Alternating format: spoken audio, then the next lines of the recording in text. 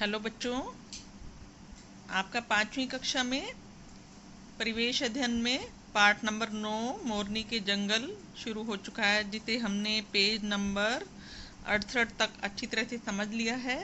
जिसमें आपकी क्लास के बच्चे आप अपने टीचर के साथ मोरनी हिल्स पर आप घूमने के लिए निकले, भ्रमण पर निकले। वहाँ पर आपने देखा कि आपको रास्ते में गार्ड मिला और उसने आपको बहुत सारी चीज़ें दिखाई और रास्ते में चीड़ के पेड़ भी आए। और आज हम कहाँ से शुरू करेंगे?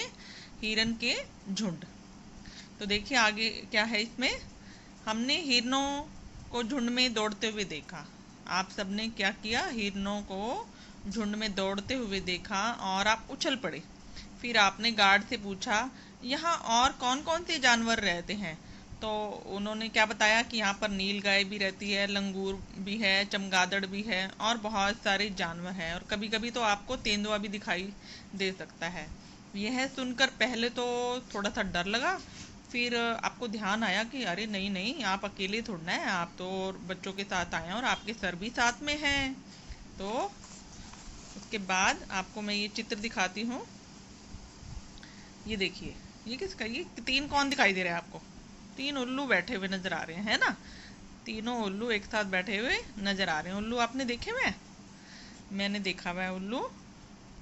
और ये चिड़िया जैसे जितना कबूतर होता, कबूतर से भी बड़ा होता है ये। और उसके बाद ये नील गाय, ये जंगल में होती है। और उसके बाद ये बंदर। बंदर तो आपने देखा हुआ है। हिरण भी जंगल में रहते हैं। तो अब आपने वहाँ पर देखे, जब आप वहाँ पर गए थे। चिड़िया आपने देखी हुई है। चमगादड़ आपने देखा, मैंने देखा हुआ है। आप बताइए आपने देखा है या नहीं देखा? लंगूर बंदर भी देखा है और जंगली मुर्गा भी मैंने देखा हुआ है। तो आप देखिए आपने क्या क्या देखा हुआ है और क्या नहीं देखा है। ठीक है बच्चों, उसके बाद हम आगे बढ़ते हैं।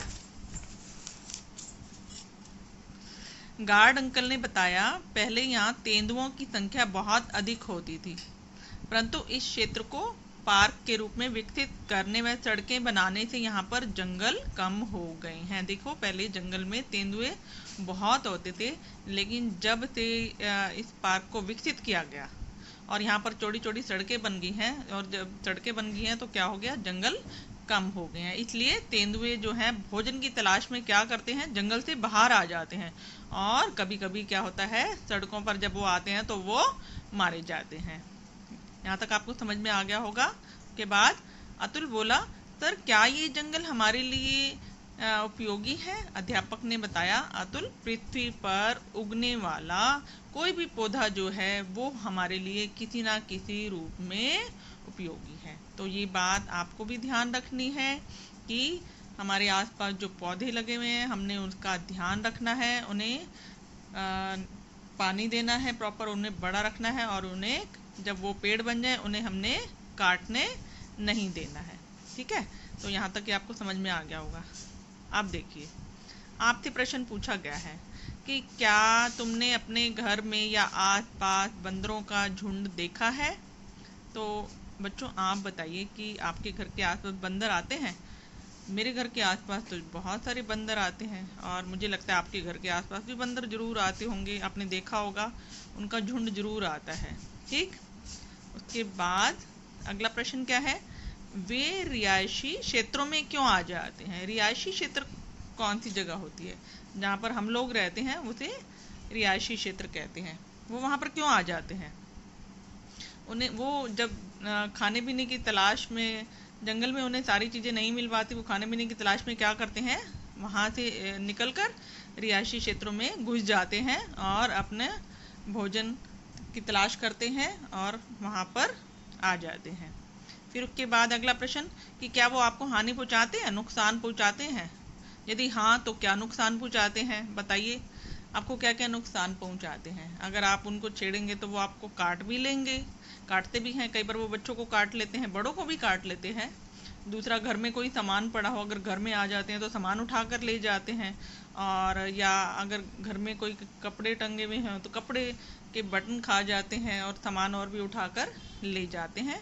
तो जो जो आपको लगता है वो पॉइंट आप यहाँ पर बता सकते हैं। यहाँ तक आपको समझ में आ गया होगा। अब बच्चों आपको आगे बताना है, बहुत ही अच्छा प्रश्न है ये आपके लिए समझने वाला। दी गई आहार श्रृंखलाओं में कौन किसको खाएगा? क्या लिखा हुआ है ये? कौन किसको खाएगा आपने बताना है। चित्र को ध्यान से देखिए। ये क्या है? मक्की, भुट्टा बोलते हो जिसे आप, और ये क्या है? चूहा, और ये क्या है? उल्लू। अब ये देखिए, इसको चूहा खाता है और ये उल्लू किसको खाता है? चूहे को खाता है। ठीक है, ये आहार श्रृंखला है। ये क्या खाता है? मक्की को खाता है, छल्ली, भुट्टा जो भी आप बोलते हैं, और ये किसको खाता है? इसको खाता है। ये इसका आहार है। इसका आहार क्या है? इसका भोजन क्या है? आहार मीन भोजन। ये इसका आहार है और ये इसका आहार है। तो आपने यहाँ पर लिखना है कि चूहा इसको खाता है, उल्लू इसको खाता है। ये आप समझ गए यहाँ पर। अब दूसरी आहार श्रृंखला देखिए। ये क्या है? गाजर, सबको दिख रही है। ये खरगोश, और ये लोमड़ी, और ये क्या है? शेर है। ठीक है, अब ये देखिए, ये भी आहार श्रृंखला है। यानी कि खरगोश किसको खाता है? गाजर को, इसको ये पसंद है, और इसको क्या पसंद है? इसको खरगोश पसंद है, और इसका आहार है ये। और शेर किसको खाता है? इसको खाता है, लोमड़ी को खाता है। ये इसका आहार है, इसका भोजन है। ये आपको आहार श्रृंखला समझ में आई? पहली भी आपको समझ में आ गई होगी। अब दूसरी फिर से देखिए। खरगोश गाजर को खाता है, लोमड़ी खरगोश को खाती है, और शेर लोमड़ी को खाता है। ठीक है, ये आपने ऐसे यहाँ पर लिखना है। ये इसका आहार है, भोजन है। अब तीसरे में देखिए, घास, और ये क्या है? वो तिलचट्टा सा जो होता है हरे रंग का, ये वो है। और ये मेंढक, ये सांप, और ये क्या है? चील। क्या है ये? चील है ये। तो आप ये देखिए, अब इसका क्या आहार है। अब ये तिलचट्टा किसको खाता है? घास को खाता है।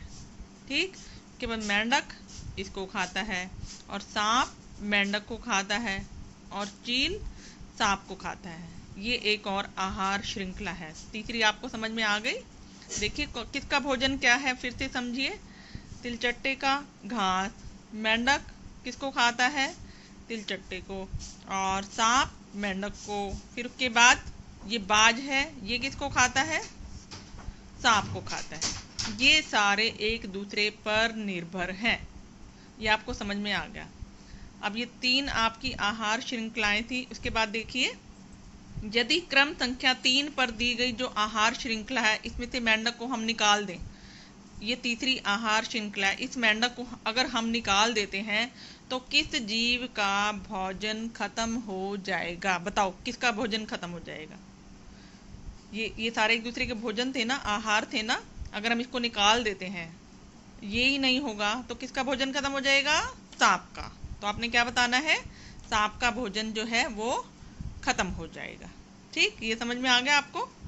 उसके बाद ये जो आहार श्रृंखला होती है, ये जीव जंतु क्या करते हैं? एक दूसरे को खाते हैं, और जो खाने की जो श्रृंखला होती है वो आहार श्रृंखला कहलाती है।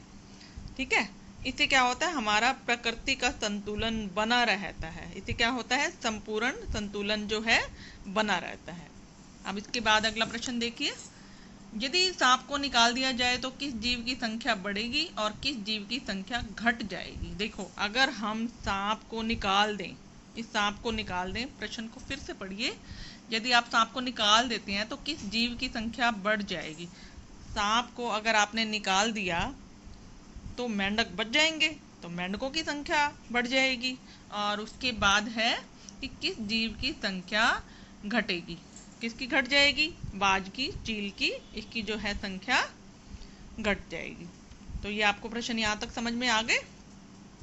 तो इस वीडियो में आप यहीं तक इसे फिर से समझिए। बहुत ही आसान प्रश्न है ये, आपके पेपर में जरूर आ सकते हैं कि किसका भोजन क्या है। तो आप इसे फिर से देखिए, समझिए। अगली वीडियो में हम आगे के पार्ट को समझेंगे।